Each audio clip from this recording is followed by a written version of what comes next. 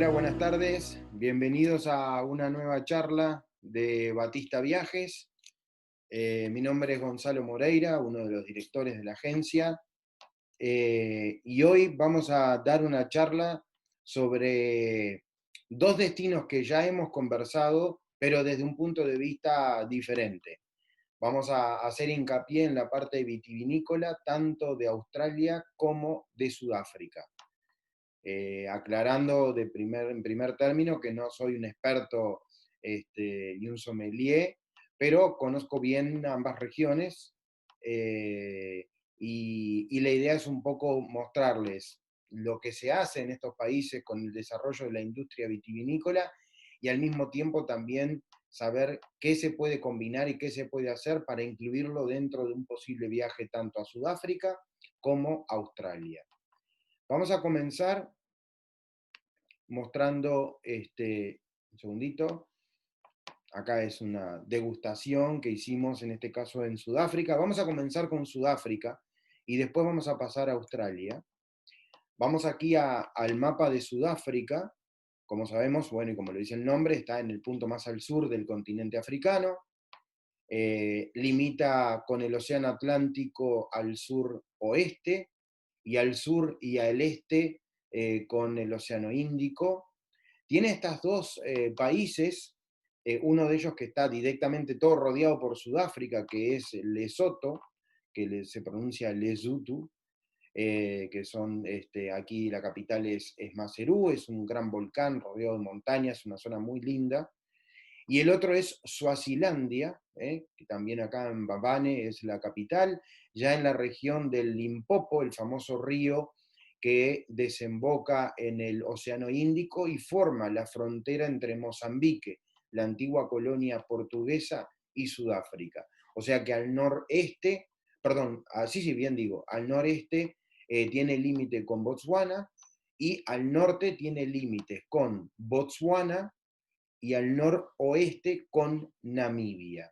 Namibia que además supo ser colonia sudafricana hasta la caída del apartheid en 1991, un poquito después. Es Nelson Mandela el que libera a Namibia del mandato de Sudáfrica. Pero Sudáfrica en realidad tiene varias características.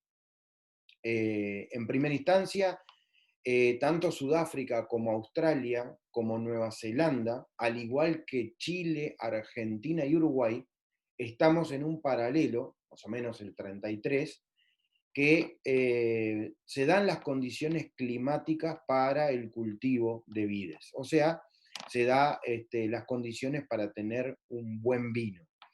Por ese motivo es que se desarrollaron en estos países. En el caso de Sudáfrica, recordemos que fue, primero que nada, los primeros blancos en llegar a Sudáfrica fueron los portugueses, cuando Vasconcellos llega a lo que hoy conocemos como Ciudad del Cabo, y posteriormente Vasco da Gama, que es el que da la vuelta al famoso Cabo de Buena Esperanza, pero es sin duda, pero los portugueses deciden liberar esta zona y quedarse con dos colonias que estaban más al norte. Una es Mozambique, como ya dije, y otra es Angola. Necesitaban un lugar en el oeste de África, otro lugar en el este de África, para desde ahí tender esa red y esas rutas de navegación que traían las especias desde África y sobre todo del sur de la India o del sudeste asiático hacia finalmente Europa. Con el correr de los años, primero que nada, los holandeses o de Países Bajos, en realidad está mal dicho holandeses, ya hay una corrección en un montón de lugares que se está diciendo ya no neerlandeses, porque es Países Bajos, ¿no? Pero decirle países bajistas no queda lindo, entonces neerlandeses, una palabra, bueno, holandesa y también en inglés que se castellaniza para comentar el lugar de procedencia de las personas. Pero yo voy a, para digamos, resumir acá y para ser más fácil, voy a seguir diciendo holandeses. Los holandeses llegan con la Compañía de Oriente a comercializar y llegan al Cabo Buena Esperanza, y ellos sí se terminan asentando en la región. Luego, muchos años después, vienen los británicos y finalmente se quedan con Sudáfrica, tal es así que ello lleva a guerras y conflictos entre holandeses y británicos, que finalmente ganan los británicos, la revolución de los Boers en 1905, etc. Pero es prácticamente desde la primera hora que los holandeses traen alguna de las cepas de Holanda, que no es un destino donde el vino sea tan bueno, depende qué tipo de uva, pero sí, por ejemplo, del vino blanco, traen de lo que es el río Rin, tanto de lo que hoy en día es Alemania, en aquel entonces no lo era tal, había mucho más contacto, o sea, trae, por ejemplo, las cepas de la uva Riesling, la traen desde ese lugar. Pero sin embargo, son en el siglo XVII los expulsados de Francia, lo que conocemos como hugonotes, los que traen las mejores cepas de Francia a este lugar. Y encuentran en todos los alrededores del Cabo Buena Esperanza, y acá voy a mencionar algo, el clima ideal. Esta es una foto de la montaña de la Mesa, la montaña de la Mesa es esta que está atrás, está acá atrás, y esta montaña que está acá se llama The Lion Head, la cabeza del león. Y todo esto que vemos acá es lo que es un lugar hermosísimo que se conoce como el waterfront. La foto está sacada desde el aire, pero atrás de esta foto está Robben Island, que es la isla donde estuvo 21 años preso Mandela. Me dicen, Gonzalo, no estuvo 21, estuvo 28. No, en esa isla estuvo 21. En total estuvo 28 años preso. Entonces, pero ¿por qué muestro esta foto? Ni por Mandela, ni por el Waterfront, ni por lo que es Ciudad del Cabo. Es porque la cadena montañosa que divide a esta zona de Sudáfrica es un accidente geográfico fundamental para explicar el clima perfecto donde se pudo plantar las cepas. Más allá del paralelo, se encontró que, y observen acá esta foto, acá tienen de vuelta la montaña a la Mesa, pero ven hacia atrás, es una cadena montañosa que muere en este lugar. La cadena montañosa atraviesa toda la región del Cabo de Buena Esperanza, que además del Cabo Buena Esperanza y además de Ciudad del Cabo, también tienen hacia el norte toda una cadena que, cuando va desde esa cadena hacia el Océano Atlántico, o sea, miremoslo acá, desde esa cadena hacia el Océano Atlántico, encuentran un clima ideal para plantar las cepas que han traído los hugonotes de Francia. Entonces, acá tienen el Cabo de Buena Esperanza, ¿no? Que cuando se daba vuelta acá, estábamos en el punto más al sur del continente africano, y muy cerquita de acá, no es exactamente en este lugar, unos pocos kilómetros, se da el encuentro de aguas entre las aguas cálidas que vienen del Océano Índico y las corrientes frías que vienen por esta zona del sur del Atlántico. Porque nosotros en Uruguay, en Brasil y alguna parte de Argentina tenemos la suerte de tener corrientes cálidas que vienen del trópico. Las corrientes frías que van hacia las Islas Malvinas, hacia el sur de Argentina, o ni que hablar al Pacífico, son otras. En esta región del oeste africano, que ahora lo vamos a ver, en esta región acá son corrientes frías, fundamental para entender el clima muy bueno que hay para el tema del vino en esta zona. El clima, el viento viene de este lado. Y además, ¿por qué?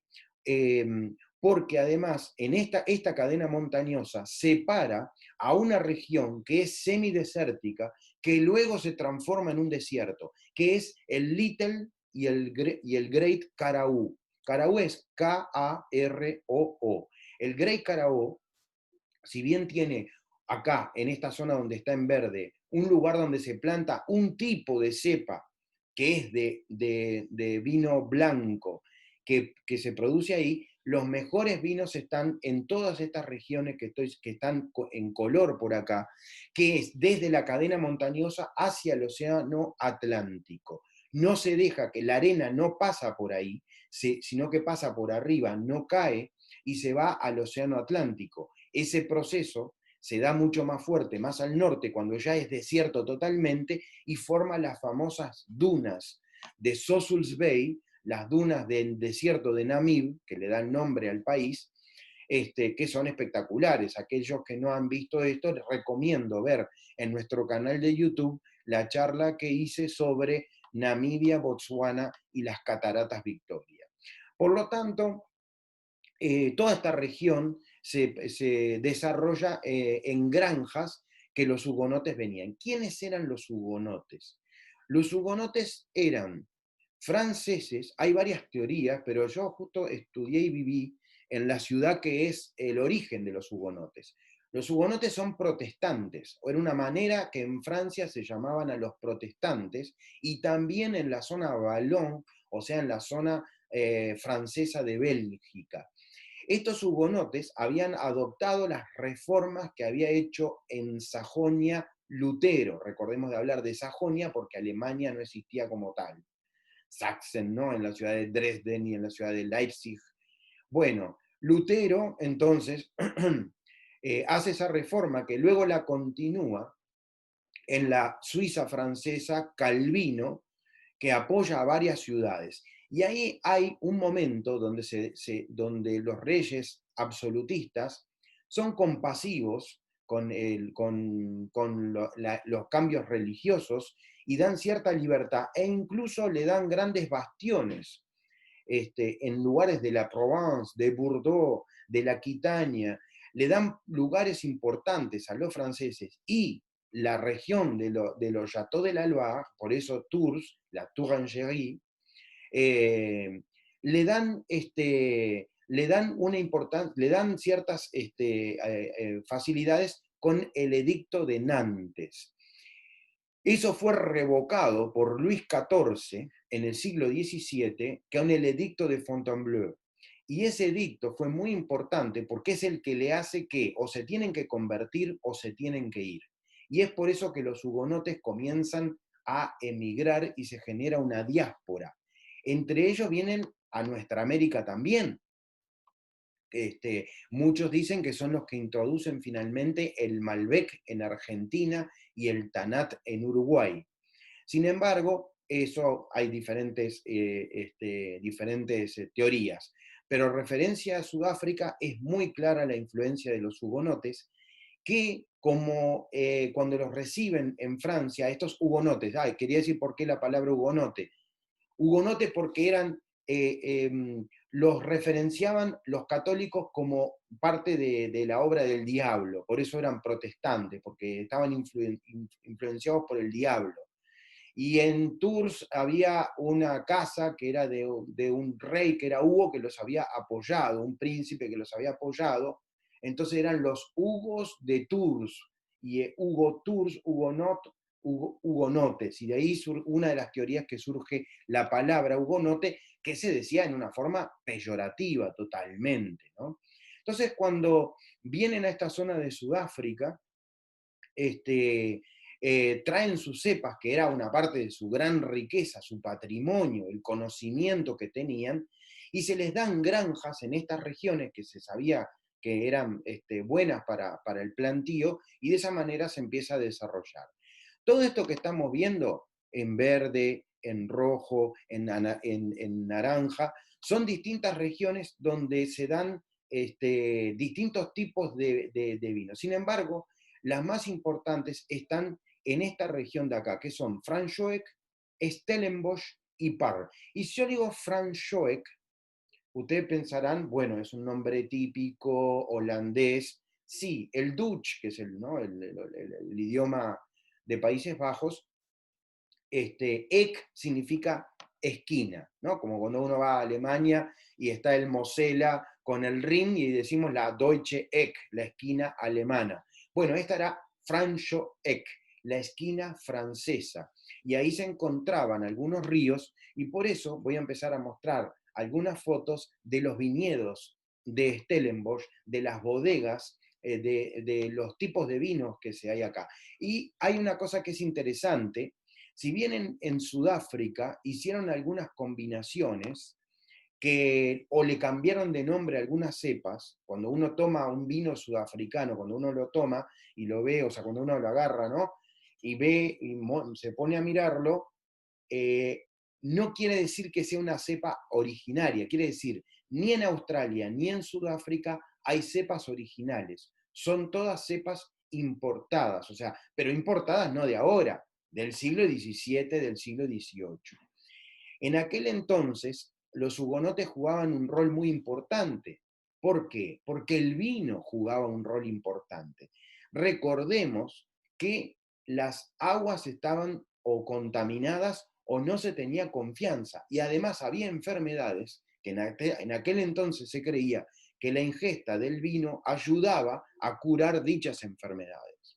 La fiebre escarlata, por ejemplo, y otras que estaban en aquella época. Entonces, miren qué hermosas estas imágenes, donde uno puede ir o por el día, es un paseo precioso si uno se aloja en Ciudad del Cabo, de ir por el día hacia visitar estos viñedos, y ni que hablar también, hay propiedades preciosas donde la gente va a pasar un fin de semana o 2, 3 días. Hemos realizado tours nosotros donde incluimos, por ejemplo, 2 días acá, 3 días allá, para poder disfrutar aquellos que les gusta el vino, que les gusta, se hacen degustaciones. Ahora incluso voy a mostrar algunas imágenes con uno de los grupos que fuimos a Ciudad del Cabo y que hicimos un maridaje. Ustedes saben lo que es un maridaje, la combinación de ciertas comidas con ciertos vinos, ¿no? La gastronomía y el vino se juntan para darnos lo mejor del paladar de esta región. Entonces los hugonotes se fueron interactuando, fueron perdiendo el francés, porque en realidad se integraron a la sociedad holandesa, formaron parte de los africans y fueron parte de los que, por ejemplo, lucharon contra los británicos. Si bien después finalmente caen contra los británicos, ellos se van extendiendo, de ahí que van hacia otras regiones de Sudáfrica, porque van dejando la costa libre, y por eso hoy la capital no es Ciudad del Cabo, sino que la capital está dividida en tres. Y uno de los puntos donde el afrikaans es 90% de la población es Bloemfontein, que está en el norte, centro-norte de Sudáfrica, y que es el poder judicial, porque el poder en Sudáfrica está dividido en 3 ciudades distintas. Tenemos a Pretoria como en el poder ejecutivo, donde están las embajadas, Bloemfontein como el poder judicial, y Ciudad del Cabo el parlamento, el poder del parlamento. Entonces, es muy interesante esto. Estas fotos que estoy mostrando ahora entre los viñedos, las montañas y los valles son realmente hermosísimas. Y en la ciudad de Franschhoek, que uno tiene que visitar, yo recomiendo visitar, está este monumento que es precisamente el monumento a los hugonotes. Saben que hay algunos personajes de origen francés que son sudafricanos, de origen hugonote, que son muy famosos. Por ejemplo, la actriz, que es muy bonita y además excelente actriz porque ha hecho papeles de todo tipo, que es Charlize Theron, es una hugonote, es de origen hugonote. Si ustedes vieron la película muy famosa que es Invictus, la película fantástica de Clint Eastwood, como casi todo lo que toca Clint Eastwood, que lo convierte en algo fantástico, por lo menos a mi criterio, que es sobre la vida de Mandela y el evento del año 1994-95, cuando Sudáfrica gana el Mundial de Rugby. Apenas había comenzado el mandato de Mandela y Mandela no quería revanchismo y los Springboks, que es el nombre del equipo de rugby de Sudáfrica, que son las gacelas que más abundan en el territorio sudafricano, los Springboks era el símbolo deportivo de la época del apartheid. O sea, nunca había un negro que integrara la selección, el equipo de rugby, cosa que sí ya había uno en el año 95, 94, Y François Pienaar era precisamente era el capitán de los Springboks, que es interpretado en la película por Matt Damon, y realmente es otra persona muy famosa en Sudáfrica, porque fue el inicio de algo que todavía no se llegó, pero por lo menos fue el inicio de la pacificación de Sudáfrica luego de tantos años de un sistema racista como fue el apartheid. Así que hay hugonotes sudafricanos muy famosos y bueno, y hay muchos más, pero estos dos son los que más llaman la atención. Así que estos pueblitos, estos lugares, incluso hay uno en particular que es que ya es Stellenbosch, este, que está dejado, de estos almacenes que están viendo en las fotos y otros lugares, están dejados como cuando vinieron los hugonotes en las primeras épocas. Entonces incluso tú entras a estos negocios y están las chicas o los muchachos, están todos vestidos, ataviados con trajes de época.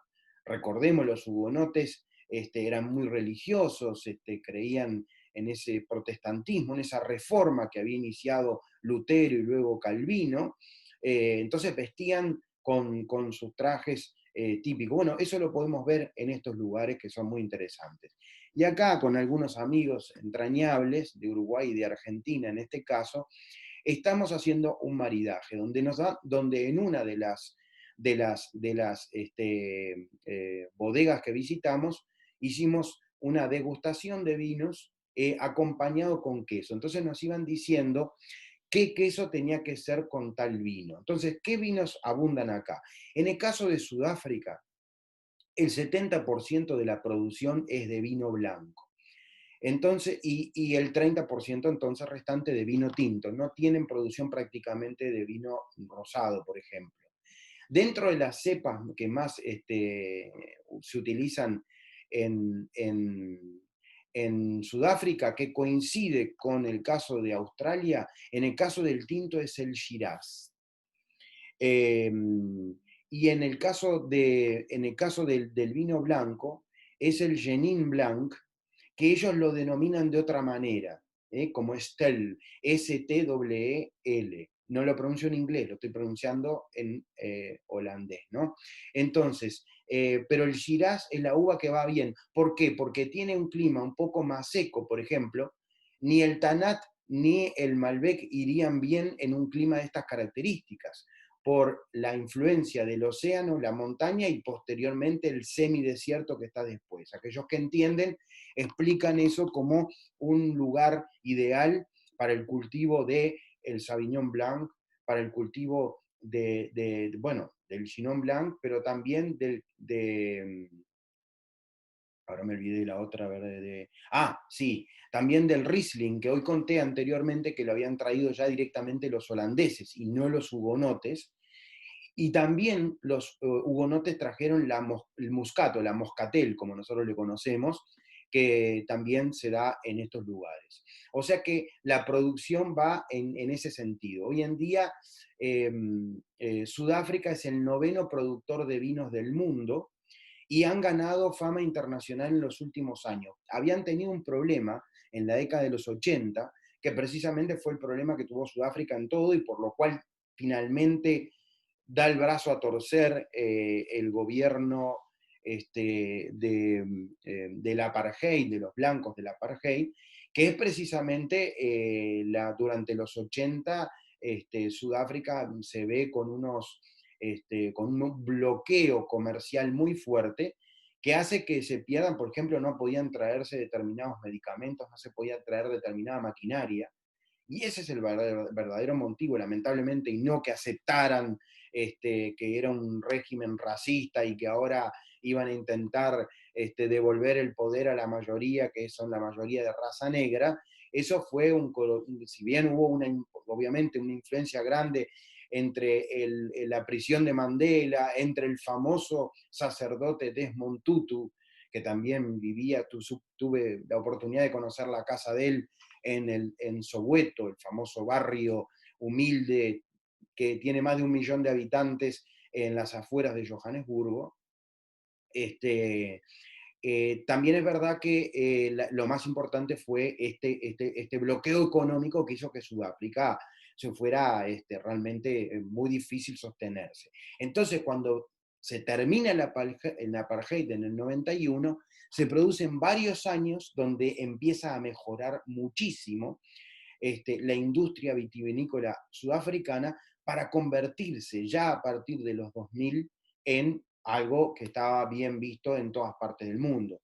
Hay un episodio que se dice, bueno, en el año 92 ya se empieza a vender por primera vez en la historia de Sudáfrica una botella de vino a más de $25 la botella. Ese era como un tope que se tenía, habían llegado a 19, a 20, a 21, pero nunca a 25. Hoy en día ya los precios son otros, el dólar es otro, pero en aquel entonces sucedió esto. Quiere decir que Sudáfrica, el vino juega un rol muy importante. Si bien no solamente se hace vino en esta región, hay otras regiones que también, pero nunca llega por clima, por otros motivos, nunca llegan a la calidad del vino que se envasa en esta región de Sudáfrica. Acá mostramos parte de lo que es este maridaje, que fue fantástico, porque además los quesos también tienen una industria láctea muy fuerte en esta región, tienen producción lechera, por lo tanto, también los quesos son muy buenos en toda esta zona de Sudáfrica. Acá tenemos un chardonnay, que también, esa era la que no me salía, el chardonnay, la otra cepa que también se cultiva acá.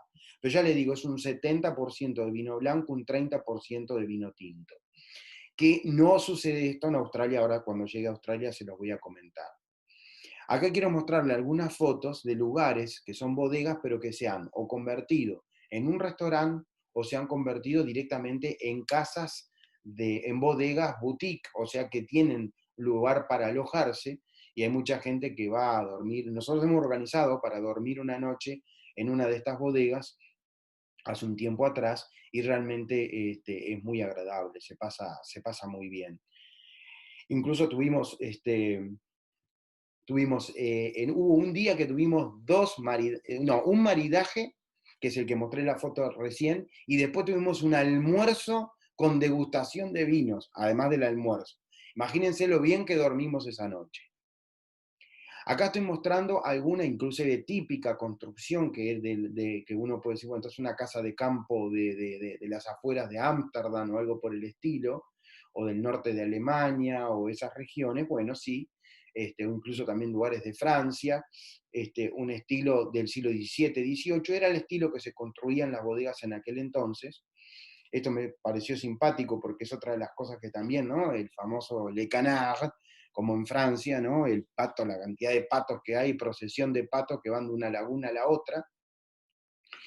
Y algo de lo nuevo que hay, que está muy bueno, que lo ofrecen, es un tramcar, un tranvía, que utilizando unas vías férreas antiguas las han reconvertido, y uno puede ir ahí mientras incluso va degustando alguna copita de vino o algo, y va observando un paseo que se hace alrededor de los viñedos. Esto es algo nuevo, esto es algo del año pasado, ¿no?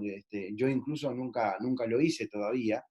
Y la verdad que a la gente le gusta mucho por todo lo que me han comentado y los comentarios que hay, porque te da primero, si vas arriba, tenés unas fotografías muy lindas, está bajo techo, con mucha comodidad, y uno va viendo todo el panorama y en un rato puede conocer un montón de lugares y viñedos de diferentes formas, porque además te dicen, bueno, el que está sobre el nivel del valle es un tipo de uva, el que ya cuando nos vamos yendo hacia la falda de la montaña ya se planta otro tipo, porque ya esos metros hace que haya una influencia distinta de las sales, ¿por qué? Las sales, ¿por qué? Porque cuando la arena vuela hacia el otro lado, viene en forma de sal cuando se junta con las corrientes frías de Namibia y del oeste de Sudáfrica.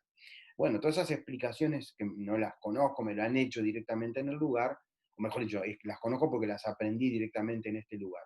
Miren qué bonito esta postal de ese casco de como si fuera una estancia en esta bodega, con todo este plantío precioso, Realmente es muy recomendable esta zona, tiene propiedades preciosas como la que estoy mostrando ahora, que son hoteles, donde tienen piscina, donde tiene todo para pasar un fin de semana, o bueno, o entre semana, ¿no? Nosotros cuando viajamos son todos los días fines de semana, por lo tanto, está bueno también, incluso si evitamos los fines de semana, que van muchos locales, se da un momento de mayor intimidad y privacidad.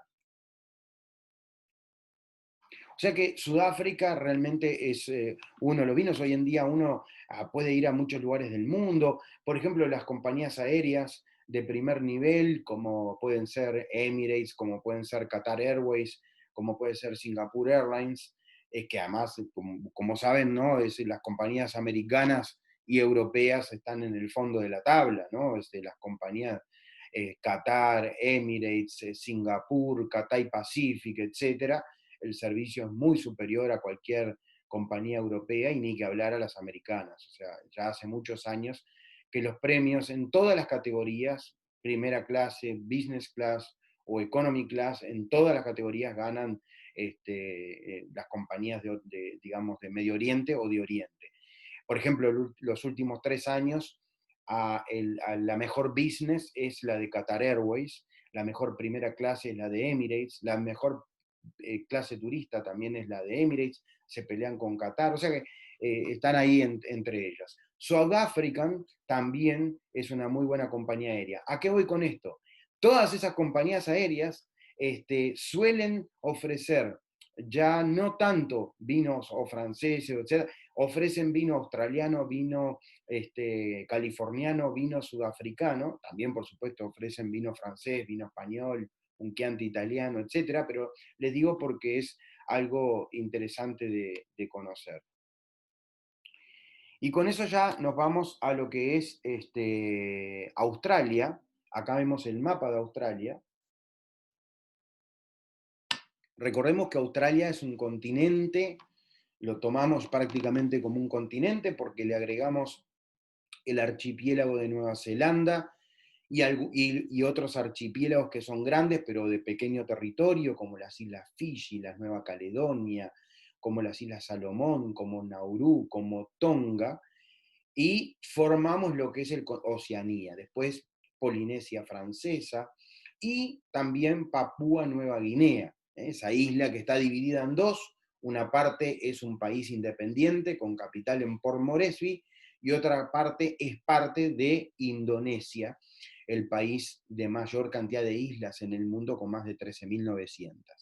A todo esto entonces tenemos que Australia es un continente pero que tiene una muy baja densidad de población, porque la mayor parte de Australia es el desierto australiano, en toda la zona del centro, del oeste y parte del territorio que hoy conocemos como Queensland y el sur de Australia, y luego al norte zona semitropical, pantanal, como la ciudad de York o sin duda la más importante, la ciudad de Darwin, que queda en esta región, donde están los famosos cocodrilos de aquel muchacho que era un medio loco y que terminó falleciendo lamentablemente con sus programas en Discovery Channel, ¿no? Steve Irwin.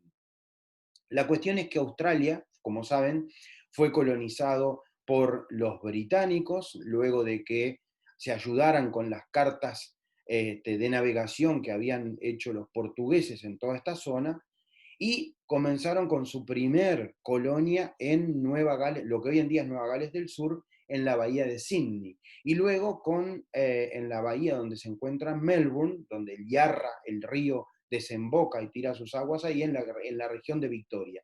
En esos dos lugares se comenzó a desarrollar la historia de Australia. Un poco más al sur, la isla de Tasmania, que también fue muy importante porque era el punto más al sur antes de ir a la Antártida. Por lo tanto, para la navegación era importante. Y la navegación no se hacía tanto a través del Océano Índico, que todavía lo tenemos acá en el sur, o como le llaman en Australia, para ellos es esa franja de agua que los separa de la Antártida, le llaman el Océano Antártico o los mares del sur. La cuestión es que en esta región hay un espacio muy grande, que es todo el que estoy señalando esto, donde prácticamente no hay vida. Esta costa está sin nada. ¿Por qué? Precisamente porque que tenemos al sur es la Antártida. Esas corrientes que llevan, digamos, se chocan contra el desierto. Y sin embargo, hay una parte de esa zona que está como protegida por determinado tipo de montañas y por la cantidad de ríos que desembocan en el lugar, y fue el lugar donde no fue, digamos, es el tercer lugar en importancia después de Nueva Gales del Sur y Victoria. Es el territorio del sur de Australia, todos estos manchones verdes que vemos acá, que ni más ni menos que son donde se encuentra la ciudad de Adelaida y sus alrededores, el lugar número uno de los vinos australianos. ¿Por qué? En toda esta zona de Gales del Sur, que lo vemos con grandes regiones acá en violeta, no llegan nunca a la calidad del vino de Adelaida. En toda esta zona de Victoria tampoco. ¿Por qué?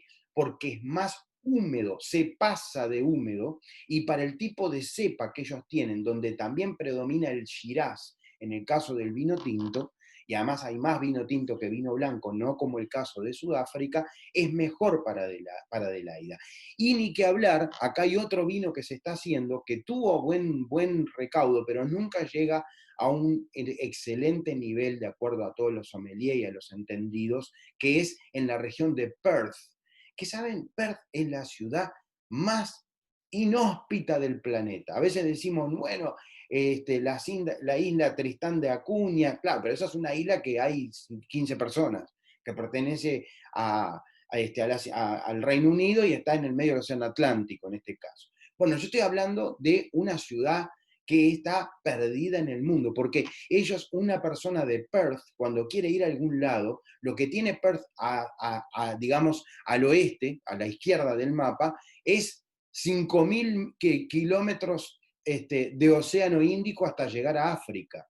Por lo tanto, cuando ellos quieren ir a algún lado, el lugar más cercano, que puede ser Adelaida, o puede ser, o si quieren venir a Sydney o a Melbourne, tienen que hacer 5 horas de vuelo.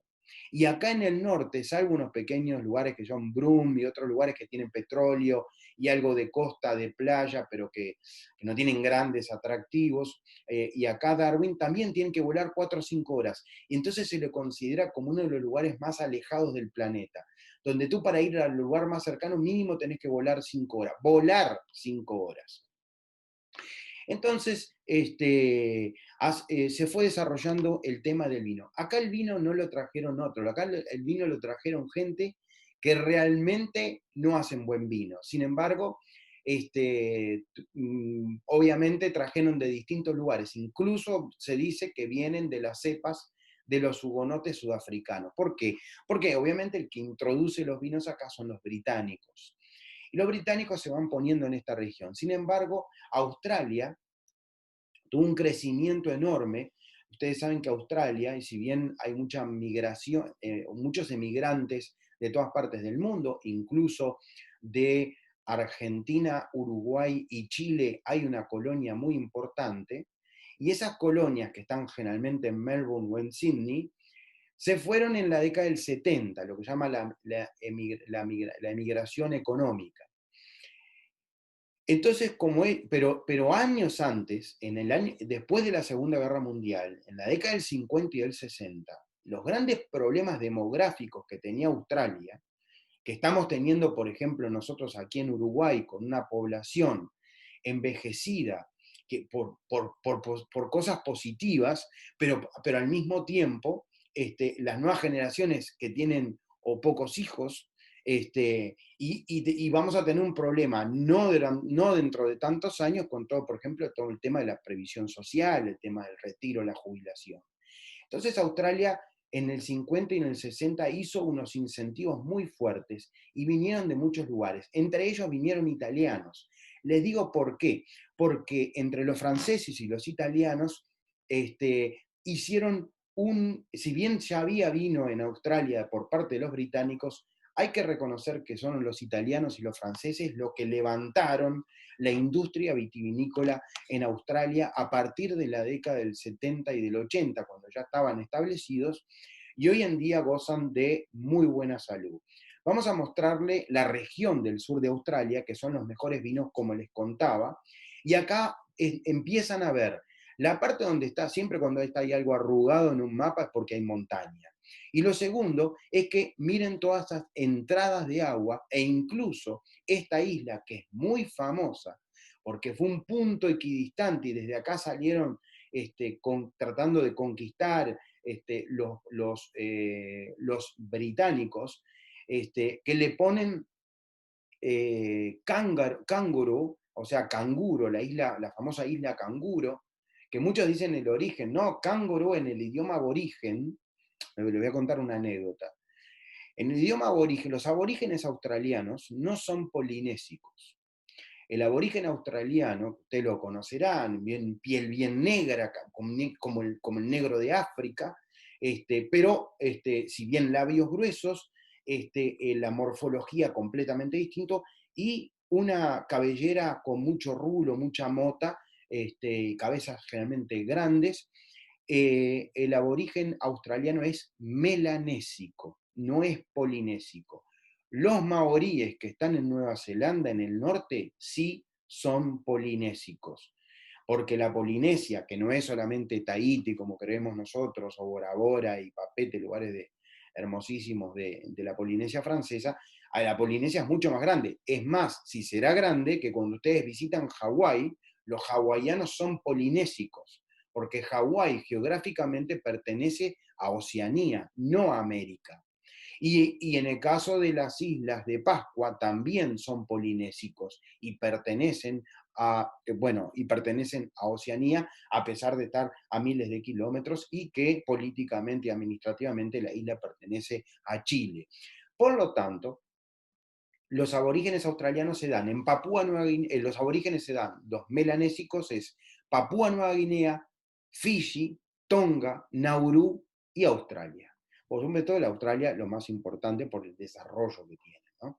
Entonces, cuando vinieron los británicos, hay una broma, un chiste que se hace en Australia, que ustedes saben que a los australianos le dicen Aussie, ¿no? Le dicen Aussies, ¿no? Entonces, igual que a los neozelandeses le dicen kiwis. Por eso cuando ellos cantan cuando juegan al rugby o cuando juegan al fútbol australiano, otra cosa, da Aussie, Aussie, Aussie, es el grito ahí de medio de guerra que ellos tienen, deportivamente hablando. Entonces, los británicos tenían los guías que los llevaban a distintos lugares para poder, bueno, en fin, conocer e ir descubriendo el territorio australiano, que era muy inhóspito, y ellos lo conocían al dedillo. Yo supe tener un guía aborigen cuando fui a la montaña de Uluru, y es espectacular, lo que uno aprende de esta gente es increíble. Y ellos le decían, canguro, canguro, canguro, y en realidad en el idioma aborigen querían decir algo así como no entiendo, no sé de qué me está hablando, ¿no? Algo así. Entonces ellos, el británico le decía cángoro, cángoro, que no entendía, y le estaba señalando a un animal que daba saltos. Y dice, ¿qué es eso que da saltos ahí? Y dice, cángoro, cángoro, y quedó canguro, cánguro, en inglés es canguro, y quedó de esa manera. En esta isla había canguros. Los canguros no solamente se dan en Australia, hay gente que dice, es solamente en Australia. No, acabo de decir, en los lugares melanésicos, no solamente eran los aborígenes, sino también la fauna era, por lo tanto, en Papúa Nueva Guinea también hay canguros, y en las islas Fiji solía haber, pero se extinguieron. La cuestión entonces es que todo lo que rodea a Adelaida son valles que son ideales para para lo que es la industria vitivinícola. Y en particular le quiero hablar de esto, que es Barossa. Barossa, como verán, italiano. Aquí están los de mejor denominación. Aquellos que son Barossa Valley, les digo para alguno que esté por ahí, que tenga la posibilidad de elegir un vino australiano, no solamente en Australia, como saben, son en todas partes del mundo. Australia está entre el sexto y el séptimo y a veces el quinto productor mundial de vinos, y ustedes saben que es muy importante. O sea que, si bien hay otros, por ejemplo, Lower Murray y Far North, ahí plantan las cepas Riesling, que es la uva que más hay de vino blanco, la uva que más se planta en Australia, en esta zona de Adelaida. ¿Por qué? Más al norte y más en contacto con climas un poco más secos. Un poco más al sur, más húmedos, y ahí está el Syrah, y también el Cabernet Franc, es otro que también se da. No tienen Malbec, no hacen Tanat tampoco. Un poco de Merlot sí lo tienen, y bueno, después están todos los que son los vinos de corte y todo eso, que ya es harina a otro costal. Cada propietario cómo juega con esas combinaciones en el tema de los vinos. En esta zona del sur, Limestone Coast, que está un poco más alejada de Adelaida, nuevamente acá vino blanco también se planta, y en la isla Kangaroo es, también es el Syrah, también es el Syrah. Quiero hacerle antes de seguir con los demás, quiero decirles una cosa, es que el que más ha evolucionado, y ya estoy hablando desde el año 2000 y poco hasta ahora, es los vinos de Tasmania.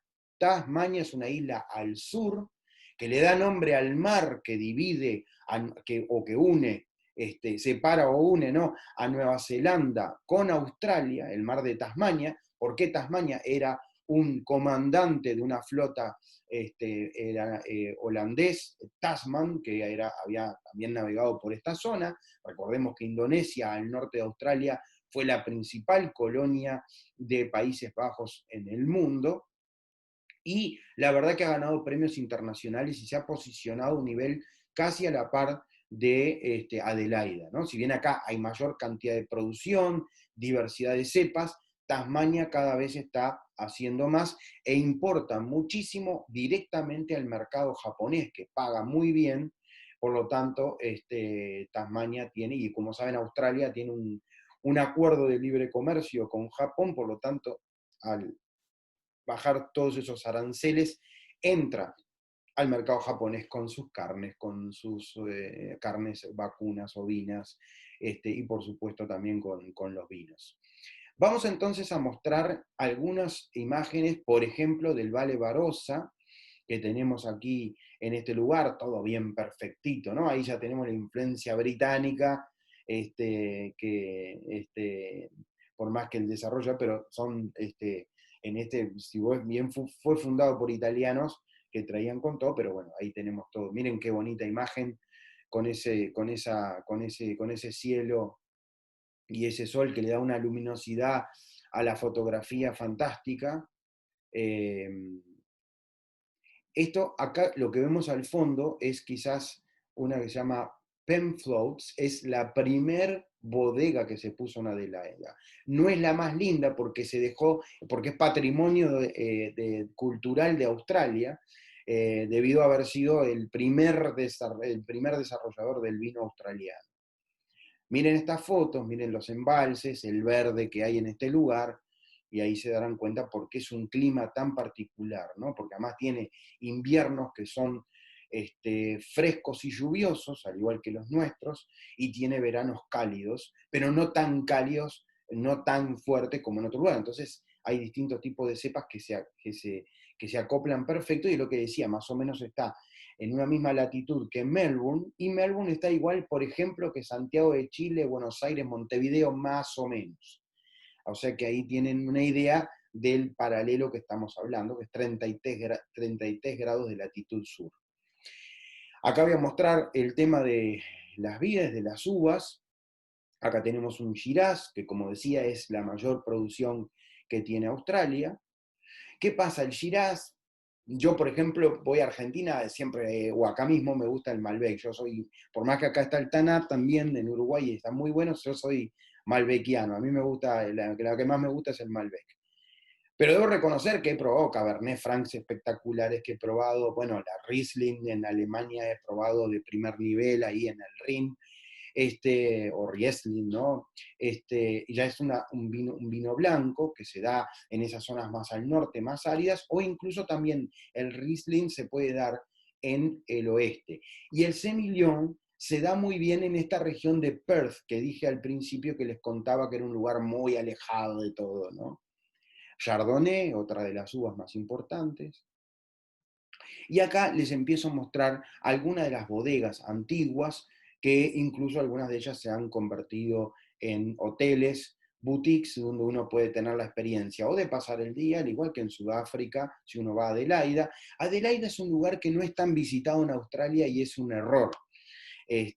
Nosotros tenemos pensado, y yo tengo pensado en particular, un gran viaje a Australia en breve. No sé si será el 2021, pero sí seguro el 2022, donde haremos una Australia en profundo que va a ser para alquilar balcones, como decimos. Vamos a tener todo. Sydney, Melbourne, la Costa de Oro, Darwin en el norte, Perth, el lugar alejado, Adelaida, la zona vitivinícola, la montaña de Uluru, cerca de Alice Springs, con guías aborígenes. Vamos a aprender de verdad toda esa cultura. Va a ser un viaje espectacular que culmina además con la posibilidad de irse a las islas paradisíacas que hay en la gran barrera de arrecifes australianos. Así que ya les dejo picando esa chance espectacular, que se lo podemos armar en forma individual, pero también en forma grupal, y en un futuro cercano van a tener novedades al respecto.